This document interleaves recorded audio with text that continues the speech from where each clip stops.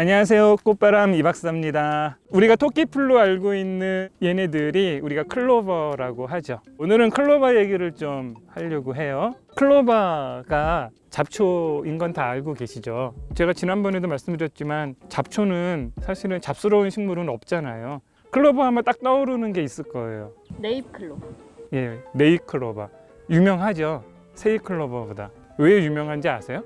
행운의 상징 아니에요?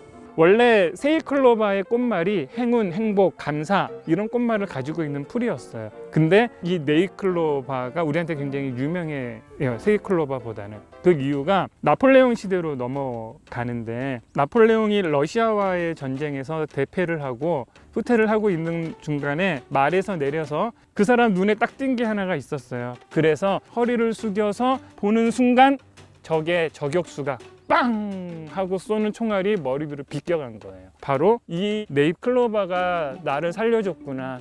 그래서 행운이라고 하는 꽃말이 더 강조가 돼서 네잎클로버가 굉장히 유명해진 거죠.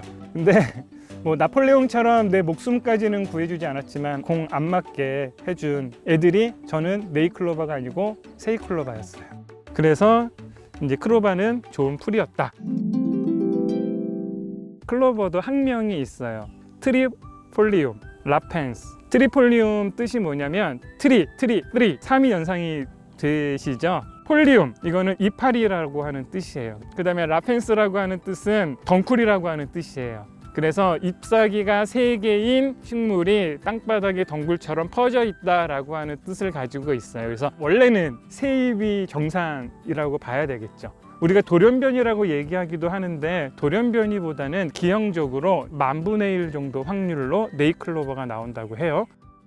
그래서 한때는 사람들이 행운을 찾기 위해 행복을 짓밟아 왔구나 라고 이런 얘기들을 해냈죠. 사실이거든요. 우리는 무수히 많은 행운들을 쫓아가지만 일상의 행복들은 무시하고 일상의 감사들은 무시하면서 살 때가 되게 많이 있는데 그거를 시사해 주는 게 바로 이 클로버가 아니었나 생각이 들어요.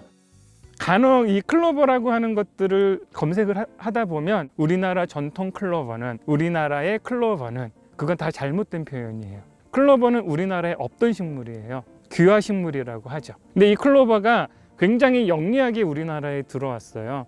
트로이 목마 전술로 한국에 들어왔어요. 트로이 목마 스토리를 보면 자기들이 가지고 있었던 배의 목재로 목마를 하나 근사하게 선물로 남겨주고 도망을 갔구나. 그리고 막 파티를 벌였는데 알고 보면 그 안에 정예 부대가 숨어 있다가 술이 취하고 몸을 가눌 수 없을 만큼의 상황이 됐을 때 목마를 나와서 이기는 그런 전법을 쓰잖아요. 그 전술이라고 했냐면 이 클로버가 보통 이 가축 사료로 많이 쓰이거든요. 그래서 유럽 쪽에서 들어왔을 때 얘들 씨앗이 거기에 묻혀서 들어온 거예요. 그래서 그걸 가축이 먹어요. 가축이 소화를 시키다가 배설을 하고 가축의 배설물에서 때를 기다렸다가 갑자기 돌격 앞으로 하면서 퍼져나와서 이 땅에 클로버가 퍼지게 된 거예요.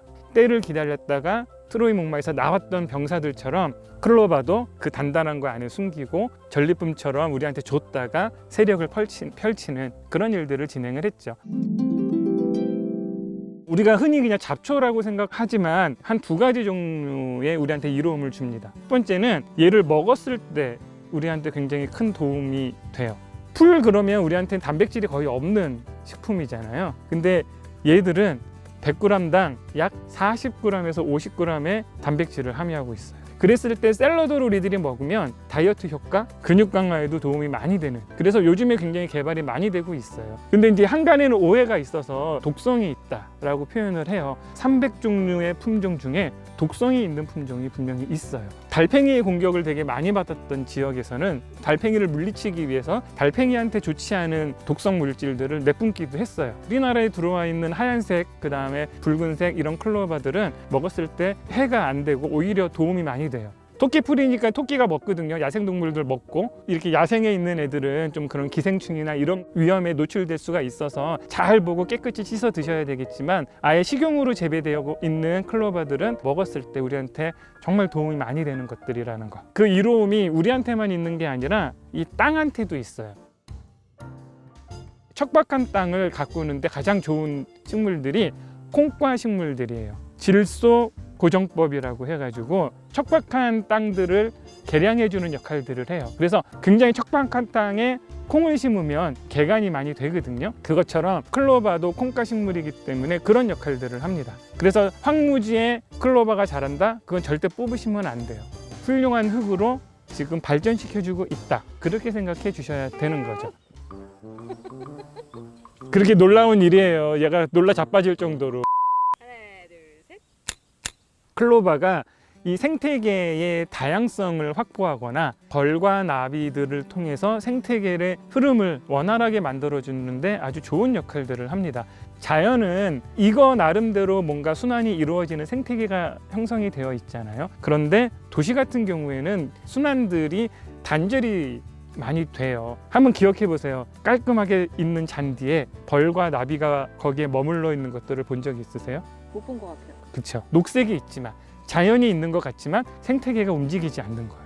단절이 돼 있는 거예요. 왜냐하면 벌과 나비가 몰려들지가 않거든요. 근데 더 웃긴 건 우리나라는 잔디밭에 들어가지 마시오. 들어가지도 못하게 해요. 그냥 봐야 돼. 그럴 거면 뭐하라. 그 넓은 면적에 잔디를 깔아놔요. 생태계에도 좋지 않고 쓰지도 못하고 바라보기만 하는, 그냥 인터넷에서 사진 보시지, 이런 생각이 들거든요. 이제 이런 문제 제기들을 최근 근래에 들어서 많이 제기하기 시작을 합니다. 그러면 도시의 건강한 생태계를 만들기 위해서 잔디 대신에 어떤 것들이 필요할까 고민을 했을 때 이 클로바가 굉장히 좋은 역할을 한다라는 연구 결과들이 발표가 됐죠. 그린 스페이스도 우리한테 확보해주고 밟았을 때 건강하고, 이런 다양성들을, 그러니까 잔디뿐만이 아니라 클로바나 같은 것들로 같이 확보해 줬을 때 벌과 나비, 꽃과 나비들도 와요. 지금도 보면 나비가 막 와요, 이 안쪽으로.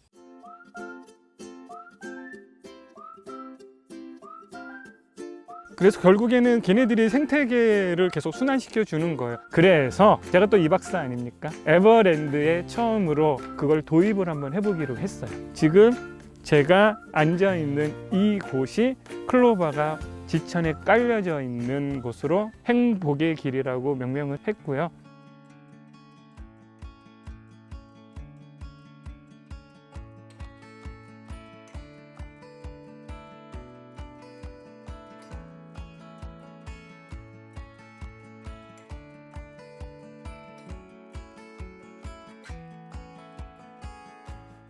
처음에 여기 클로바가 이렇게 쫙 있는 걸 보고 경영진이 들으시면 화내실 텐데, 잡초 안 뽑고 손님들 들어오면 어떡하려고 굉장히 역정을 내셔서, 자, 우리는 행운을 찾기 위해 행복을 짓밟지 않습니까?